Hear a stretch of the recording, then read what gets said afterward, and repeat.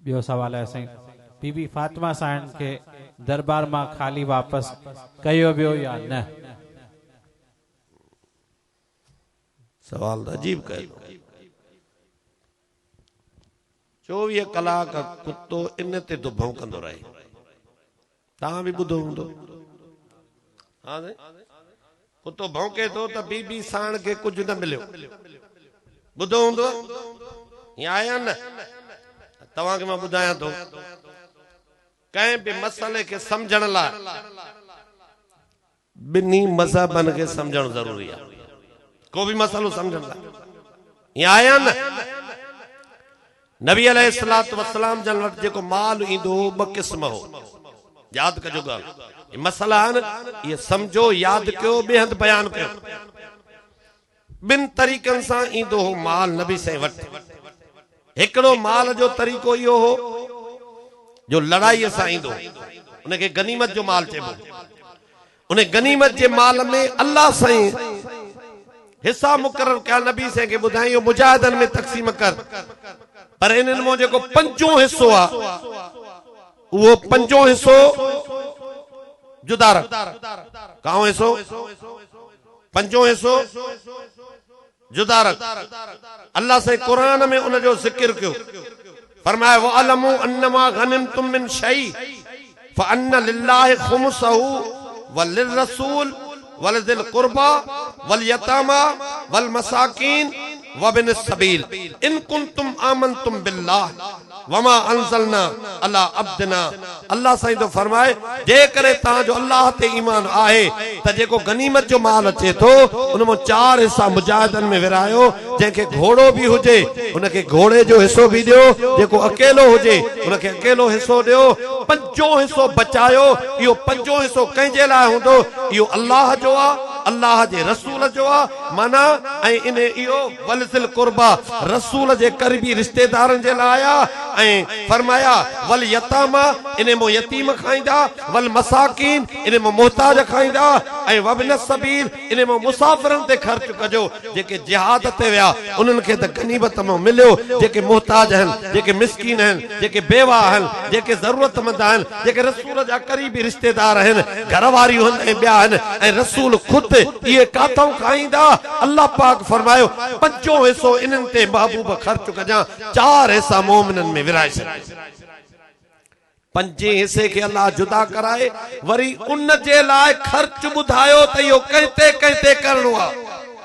इहो अल्लाह जो आहे, इहो रसूल जो आहे, रसूल जे घर जो आहे, रसूल खां गॾु यतीमनि जो आहे, मुहताजनि जो आहे, मिस्कीननि जो आहे, जेके मुस्तफ़ा जे निगरानीअ में हेठि रहनि पिया। महबूब इहो तो उन्हनि ते ख़र्च कजां। ॿियो माल जेको बिना लड़ाईअ जे हथ अचे, जेको चओ बिना लड़ाई जे, उन जा 2 नाला आहिनि। हिकिड़े जो नालो अनफाल, नफिल माना वाधारो माल। ॿिए खे चइबो माले फे। अल्लाह कुरान पाक में उन फे जे माल खे ज़िक्र कयो जेको बिना लड़ाई जे अचे। यसअलूनका अनिल अनफाल कुलिल अनफाल लिल्लाह व रसूल। नफिल अनफाल माल कंहिंजो आहे? इहो अल्लाह जो आहे, रसूल जो आहे। बस इहो अल्लाह ज़िक्र कयो न। हाणे वरी जेको फे जो माल आहे उहो भी कंहिंजो आहे। उहो फे जो माल कीअं ईंदो आहे? बिना लड़ाई जे आहे। अल्लाह रब्बुल इज़्ज़त फरमायो वमा अफा अल्लाह अला रसूलिही मिनहुम फमा औजफ्तुम अलैहि मिन खैरिन वला रिकाबिन वलाकिन अल्लाह युसल्लितु रुसलहु अला मन यशा।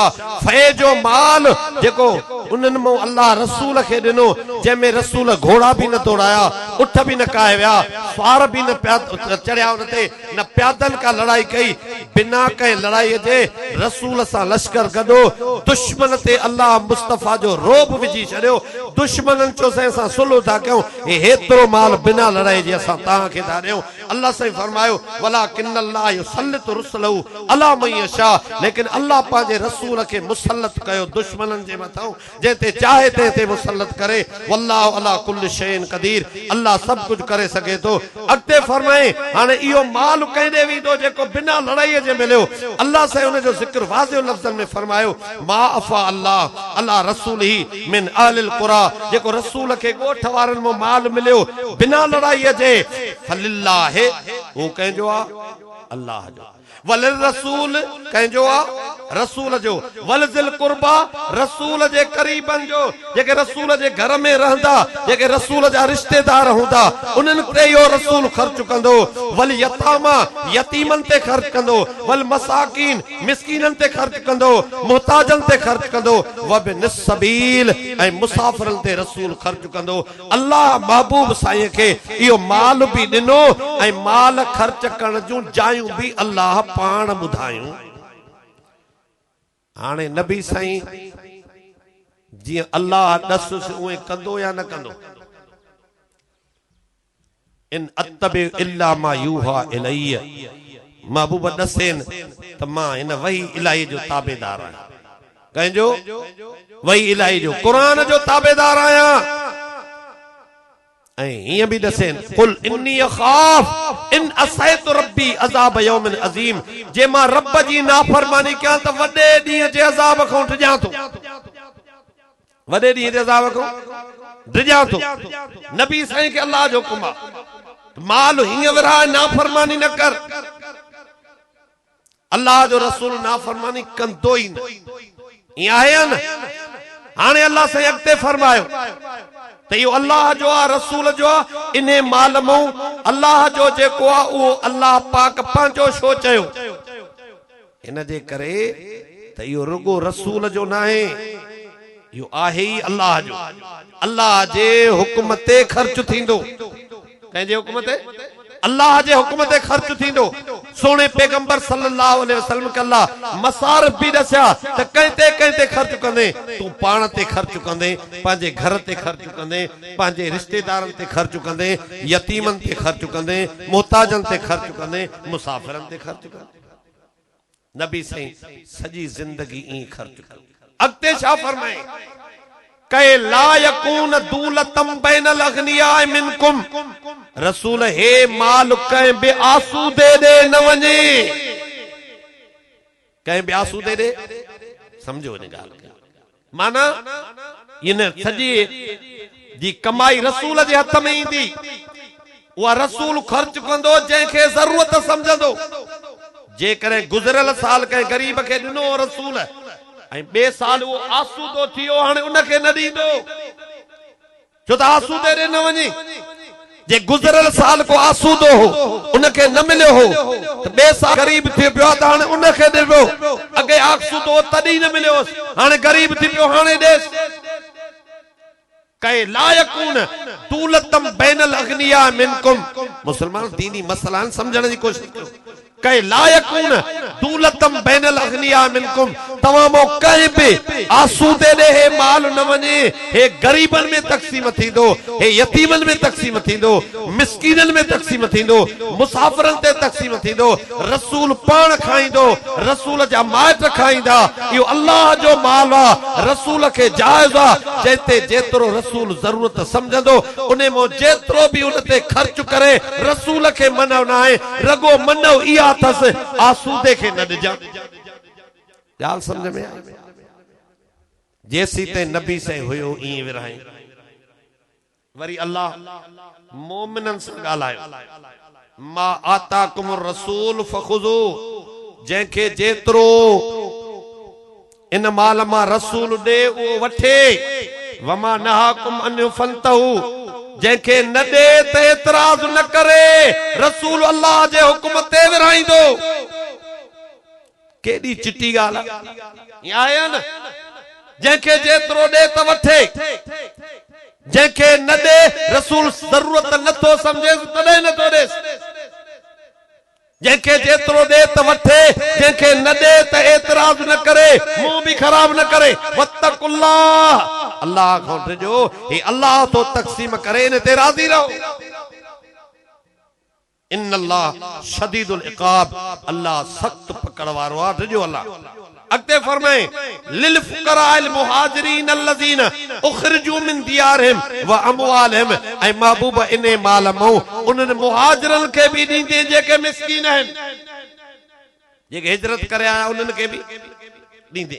अगते फरमाए वल्लज़ीना तबव्वउ दार वल ईमान, ऐ जेके माण्हू मोमिन मुहाजिरन के जिन घरन में जायूं ॾिनियूं अंसार, उहे भी ये मिस्कीन हुजनि उन्हनि के भी दींदे। हाणे सब खां पहिरियों सवाल आहे त इहो सॼो माल अॻ में रसूल पाक सल्लल्लाहु अलैहि वसल्लम जो ज़ाती हुयो। अबाजे नबी से जो ज़ाती माल हुजे हा त अल्लाह ये चवे सा त हिन खे ॾे, हिन खे ॾे, हिन खे ॾे, हिन खे न ॾे, चवे सा। ज़ाती माल कंहिं गरीब खे ॾे, कंहिं आसूदे खे तोहफ़े में ॾे, मर्ज़ी आहे न हर कंहिंजी। गुनाह आहे जायज़ कम में जाते वणेसि ख़र्च करे, हिन में गुनाह आहे न। ये ज़ाती माल न हुयो, अल्लाह जो रसूल इन जो निगाहदार हुयो, निगरान हुयो। अल्लाह बुधायो त हिनन के खर्च ॾिजां, आसूदन के न ॾिजां, मोमिनन के चए जेको ॾे वत वठजो, एतराज़ न कजो, जेके न ॾे त रुकजी पवे। केॾी वाज़िह ॻाल्हि आहे या न आहे?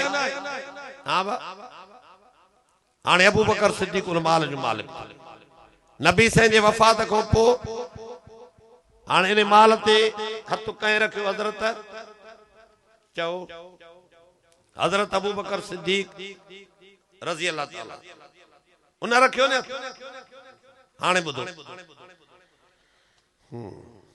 अन फातिमत वल अब्बास अलैहिस्सलाम अतया अबा बकर यल्तमिसान मीरास उमामिर रसूलुल्लाह सल्लल्लाहु अलैहि वसल्लम वहुमा हीनइज़न यतलुबान अर्ज़ै इमामिन फद्दक व सामहा मिन खैबर।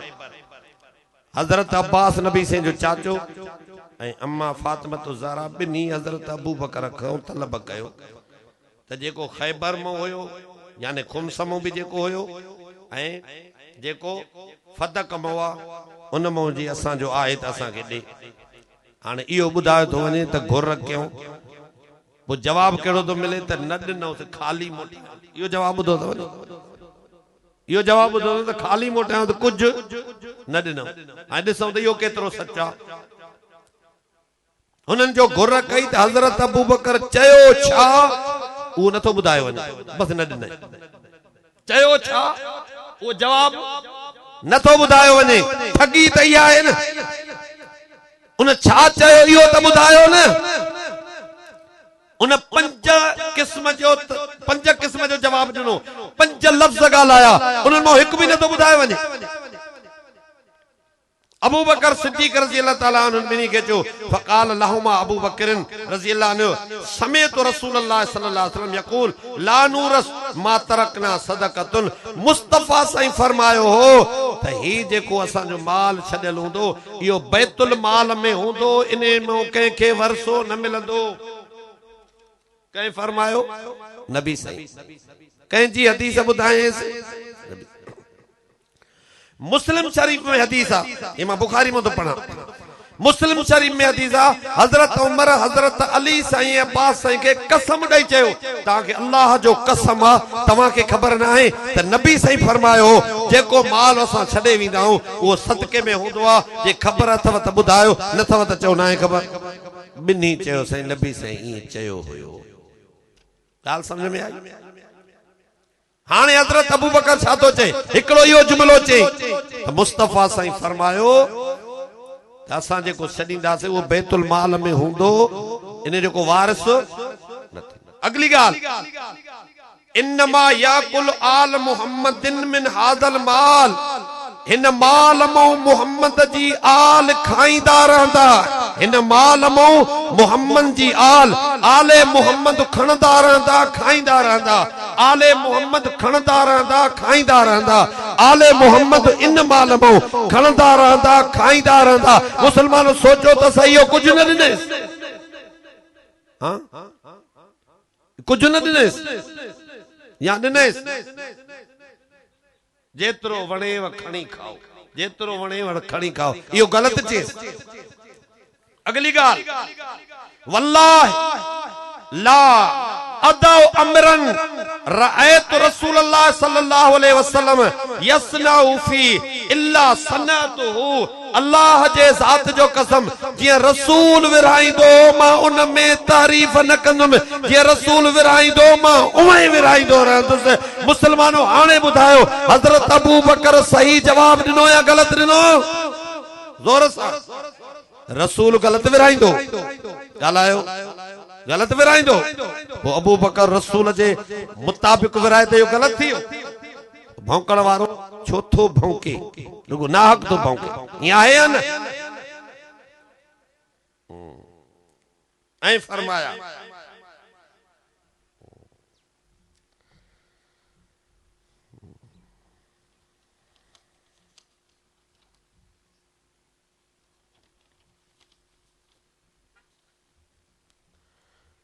अबू बकर सिद्दीक रज़ी अल्लाह ताला अन्हु,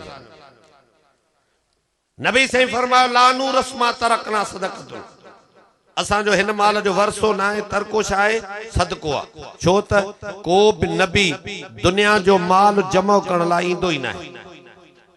ईअं आहे न, माल सां उनजी मोहबत न हूंदी आहे। हिकु दफ़ो लड़ाई जे दौरान मुस्तफा साईं जन जी फतह थी, केतिरा ई गुलाम ऐं बानियूं कैद थी आया। गुलाम ऐं बानियूं, तवज्जो कजो। अली रज़ी अल्लाह ताला अन्हु, अम्मा फातिमतुर ज़हरा रज़ी अल्लाह ताला अन्हा खे चयो त नबी से वटि इलाही गुलाम इलाही बाना आया आहिनि, बानियूं बाना आया आहिनि, तुझे कमकार जे लाइ ज़रूरत आहे त को हिकिड़ो वठी अचेसि, पाणी बि ॿाहिरों था भरे अचो, जंड बि पाण था पियो, घर जो कम बि, तंहिंजे करे हिकिड़ो बानो या बानी नबी से खां वञी घुरी आहे। अॼु घणा आया त ज़रूरु नबी से तोखे ॾींदो, कमु थी वेंदो। अम्मा फातिमा रज़ी अल्लाह ताला अन्हा वई, नबी से को जॾहिं घुरे, नबी से पुछुसि त भला इन को भली शइ ॾियां? बीबी फातिमा जो हा साईं भली त खपे, भली शइ ॾियां। घुरे छा? बानो या बानी? नबी से भली शइ कहिड़ी थो ॾे? फरमायो हर निमाज़ खां पोइ 33 दफ़ा सुभान अल्लाह पढ़, 33 दफ़ा अल्हम्दुलिल्लाह पढ़, 34 दफ़ा अल्लाह अकबर पढ़, इन गुलाम खां इहो भलो अथई। हाणे तव्हां सम्झो इहो अल्लाह जो रसूल माल ज़ाती जमा कंदो सही? हां वरसो त ज़ाती माल में थींदो आहे, हे त अल्लाह जो आहे, जेको अल्लाह रसूल खे ॾिनो आहे। उन जा अल्लाह पाक मसारिफ़ को ॿुधाया अथसि त इहो पंहिंजे पाण ते ख़र्च कजां, घर वारनि ते ख़र्च कजां, रिश्तेदारनि ते मिस्कीननि ते ख़र्च कजां, मुहताजनि ते ख़र्च कजां, यतीमनि ते ख़र्च कजां, मुसाफ़िरनि ते ख़र्च कजां। अल्लाह जो रसूल उहो ई ख़र्च कंदो जीअं अल्लाह ॿुधायो। अबू बकर साईं छा चयो? अबू बकर साईं चयो त मुस्तफा हीअं फरमायो आहे त जेको असां छॾींदासीं सदको हूंदो, इन्नमा याकुल आल मुहम्मदिन मिन हाज़ल माल व इन्नी वल्लाहि ला उगय्यिरु शयअन मिन सदक़त रसूलुल्लाह सल्लल्लाहु अलैहि वसल्लम अन हाल अल्लती कानत अलैहा फी अद रसूलुल्लाह सल्लल्लाहु अलैहि वसल्लम। अल्लाह जो कसम, जेको माल रसूल जे ज़िंदगी में जीअं ख़र्च थींदो मां उन्हे जे खिलाफ कदे भी न कंदुसि। वल आमलुन फिया बिमा अमल बिही रसूलुल्लाह सल्लल्लाहु अलैहि वसल्लम, जी अल्लाह जो रसूल कम कंदो मां भी उहे कम कंदुसि। इहो सही जवाब ॾिनेसि, ग़लत ॾिनेसि? ॻाल्हायो ज़ोर सां। हां बा, इहो ग़लत जवाब ॾिनेसि। टी ॻाल्हि कयसि, ॿ ॻाल्हियूं अचियूं, टे अचियूं। हिकु त जीअं नबी से फरमायो त हिन माल में वरसो न आहे, नबी से ॻाल्हि। ॿियो आले मोहम्मद हिन मां खाईंदा रहंदा, खणंदा रहंदा, खाईंदा रहंदा। इहो कुझु न ॾिनेसि? चओ न त गंज ॾिनेसि, चओ न सभु ॾिनेसि।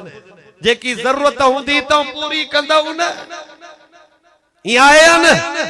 हा बा। टियों कहिड़ो? जीअं नबी साईं विराईंदो, अल्लाह जो कसम उन जे खिलाफ मां न कंदो। इहो ग़लत ॾिनेसि जवाब। चौथों जवाब, लक़राबत रसूलुल्लाह सल्लल्लाहु अलैहि वसल्लम अहब्बु इलैया अन असलल मिन क़राबती। मांखे रसूल जे करीबी रिश्तेदारनि खां पंहिंजे रिश्तेदारनि खां वधीक रसूल जे रिश्तेदारनि सां सुहिणो सलूक करणु मूंखे वधीक पसंदि आहे। माना पंहिंजे माइटनि खां वधीक मां तव्हांजो ख्यालु कंदुसि। अबू बकर इहो सही चयसि या न? पंजी ॻाल्हि कयसि, मुंहिंजे ज़ाती माल मां जेकी वणई खणी वञी। इहो कुझु न ॾिने? हाँ पोइ कुतो नाक तो भौंके या न? नाक तो भौंके समझदो वे त सही न ॻाल्हाइण, साम्हूं वे ॻाल्हाए त पतो पइजी वञे न। सिद्दीक़ अकबर फरमायस त मुझे ज़ाती माल मां जेका भी शइ तोखे पसंद अचे खणी वञ, अम्मा तुंहिंजो हथ न वठंदुसि, पर हे माल मुंहिंजो बि न आहे तुंहिंजो बि न आहे। जीअं रसूल विराईंदो अबू बकर रसूल जो गुलाम आहे, रसूल जे ताबेदारीअ खां तब्दीली न थींदो। चओ तक़सीम फदक सिद्दीक़ अकबर जी बरहक। चओ तक़सीम फदक सिद्दीक़ अकबर जी जोर सां, तक़सीम फदक सिद्दीक़ अकबर जी बरका, तक़सीम फदक सिद्दीक़ अकबर जी बरका। छो त अल्लाह जे रसूल जे तरीक़े जे मुताबिक़ आहे ऐं अल्लाह जे रसूल जो अमल अल्लाह जे क़ुरान जे मुताबिक़ आहे। जे हज़रत अबू बकर अल्लाह ऐं रसूल जे हुक्म जे खिलाफ़ विराए हा त पोइ हज़रत अबू बकर ते सवाल थे आया न थे आ? हाँ बा हाँ थे या न थे? न अल्लाह जी मञे न रसूल जी मञे, पंहिंजे मर्ज़ीअ सां हिकिड़े माण्हूअ खे ॾेई छॾे, पोइ एतिराज़ थे आ ऐं उहो एतिराज़ सही हुजे हा। सिद्दीक़ अकबर रज़ी अल्लाह ताला अन्हु अल्लाह ऐं रसूल जी इत्तिबा ताबेदारी करे सचाईअ खे ज़ाहिर करे छॾे। या आहे या न? इहो त हुयो सुन्ननि जे किताबनि मां जवाब। शीयनि जे किताबनि मां जवाब ॿुध। लिखन था हजरत अबू बकर रज़ी अल्लाह ताला अन्हु ने बिनते रसूल को कहा कि आपके बाबा अम्मा फातिमा के अबू बकर छा थो चवे, वो जवाब तो लगे शियो वो ॿुधो। लिखे तो अबू बकर ने कहा ए बिनते रसूल आपके बाबा मोमिनीन के लिए मेहरबान करीम और खैर ख्वाह थे, काफिरीन के मुकाबिल सख्त और शदीद और अजाब की तरह दिखाई पड़ते थे। आपके वालिद और अली बिन अबी तालिब आपके शोहर हैं, आपके वालिद रसूलुल्लाह हैं और अली बिन अबी तालिब आपके शोहर हैं। आप अहले बैत रसूल और उनके अहले खानदान से हैं। आप लोग दूसरे अफराद में मुंतखब हैं। ता सबनी को भला हो ये तो चवे से अगते जाते जाए आपको दोस्त नहीं रखेगा मगर वो शख्स जो कि सादतमंद है, और दुश्मन नहीं रखेगा मगर वो शख्स जो कि शक्की बदबख्त है। और आप लोग हमारी सादत व खुशनसीबी का वसीला हैं। अगते जातो चवे से ए खातमुल अंबिया की बेहतरीन बेटी, ए सरदार खवातीन, आप अपने बातों में सच्ची और अक्लो खिरद और कमाल के लिहाज से बाला तरें। किसी को हक नहीं कि आपके कौल को रद्द करे और आपको हक को ले के ताकत ना है तू जो हक खाई सके न थींदो ये। लेकिन बखुदा कसम मैंने रसूल खुदा की राय से तजावुज नहीं किया है और न ही उनके कौल के खिलाफ अमल किया है। मां रसूलुल्लाह जे तरीके जे मुताबिक अमल कयो आहे। शियो भी ये तो लगे अगते नबी से छा चयो? हाँ, जो शख्स किसी कौम मिल्लत की तरफ से तहकीक के लिए भेजा जाता है वो अपनी कौम से झूठ नहीं बोलता। मैं खुदा को गवाह बनाता हूँ कि मैंने रसूल खुदा को फरमाते सुना है, हम गिरोह अम्बिया सोना चांदी जमीन और माल मीरास नहीं छोड़ते। हमारी मीरास इल्म है, हमारी मीरास हिकमत है, हमारी मीरास किताब है, हमारी मीरास नबूवत है। और जो कुछ माल दुनिया से बाकी रह जाए वो उसके इख्तियार में है, जो कि हमारी वफात के बाद उमूर आमा की विलायत और हुकूमत का माल को वो जैसे सलाह देखे उसे सर्फ करे। जी वो पांजे तरीके के दिसंदो जाते जरूरत समझदो वो खर्च कदो। आप जो मुतालबा कर रही हैं मैं उसे जंग के असले, उसके वसाइल, असबाब और चौपाइयों पर खर्च करूंगा ताकि मुसलमान कुदरतमंद मजबूत हों और कुफार और मुखालफिन से जंगो जिहाद के वक्त गालिब रहे। ये सिर्फ मेरा ख्याल और मेरी बात नहीं बल्कि तमाम मुसलमानों की राय और उम्मत का इजमा है। हम हरगिज़ मकसद और मतलब आपसे पोशीदा नहीं रखना चाहते। मना असां तोखे सॼी ॻाल्हि ॿुधायूं था। अम्मा अॻिते तो चाहते हो या कोई चीज आपसे छुपाना नहीं चाहते, जो कुछ मेरे पास है वो मैं आपको देता हूँ। यानी जो मुझो माला वो तो के मां दिया तो मैं अपनी तरफ से कोई शक्ति व दुश्मनी नहीं करूंगा। आप अपने पितर बुजुर्गार की उम्मत की सरदार हैं, पैगंबर इस्लाम के फर्जंदों की मादर गिरामी हैं। हम आपके माल को आपसे नहीं लेना चाहते। असा तो जो माल अमड़ नथा खणाऊं, बाप और बेटों के एतबार से आपकी मंजिल और इज्जत का इनकार भी नहीं कर सकते। जो कुछ मेरे हाथों में है उसमें आपका अमर और हुक्म नाफिज होगा। माना जेको मुझो माला जेकी वणई खड़ी वञा, लेकिन क्या मैं आपके बाबा के कौल की मुखालफत कर सकता हूँ? हरगिज नहीं। शीयन जे किताब इत्तिजार तबरीसी में भी यह गाल लिखी पई आ। सुफ़ो नंबर 188, सुफ़ो नंबर 199, जिल्द नंबर 7 मुसलमानन जे किताब में भी आए। अबू बकर जो मुस्तफा जे तरीके जे खिलाफ न विराईंदुसि। ऐं शीयन भी लिखियो आहे हज़रत अबू बकर जो मुझे माल मुझे की वणई खणी वञ, हिन मो तव्हां खाईंदा रहंदव, ज़रूरत तव्हांजी पूरी थींदी रहंदी। जेको मुझो माल आहे जेकी वणई खणी वञ, हे माल मां अल्लाह ऐं रसूल जे तरीके जे मुताबिक इस्तेमाल कंदुसि, उन जे खिलाफ नथो करे सघां। मुसलमान इंसाफ सां ॿुधा त सिद्दीक अकबर जेको चयो मां नबी से जे तरीके के नथो छॾे सघां, इहो ग़लति चई या सही चई? ज़ोर सां मिली करे खुली करे तक़सीम फदक सिद्दीक अकबर जी बरहक़ा चओ, बरहक़ा भौंकण वारो ना हक़ ते आ, सिद्दीक हक़ ते आ। इहा आहे या न? इन जे मुक़ाबले में शिया मज़हब में लिखियल आहे इमाम जाफर सादिक, इमाम मोहम्मद बाकर, ये तफसीर मीज़ान में तो पढ़ा। इमाम जाफर सादिक, इमाम मोहम्मद बाकर, बिनी को रिवायत तफसीर मीज़ान में लिखियल आहे। नंबर बियो तफसीर मजमूल बयान, नंबर 3 तफसीर मनहज सादिकीन, नंबर 4 तफसीर नमूना, नंबर 5 तफसीर नूर सकलैन, तफसीर बसायर 5, नंबर 6 ज़मीम मकबूल, नंबर 6 तफसीर नूर सकलैन।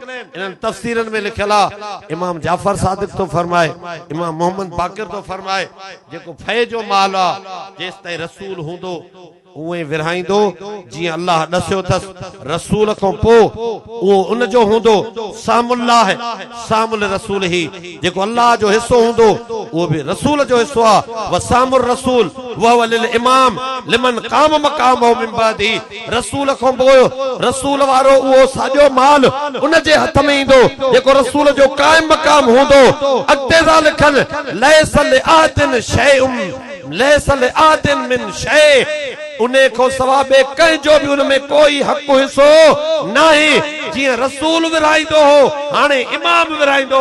मुस्तफा को बाद उम्मत जो इमाम केर बणियो हो? केर?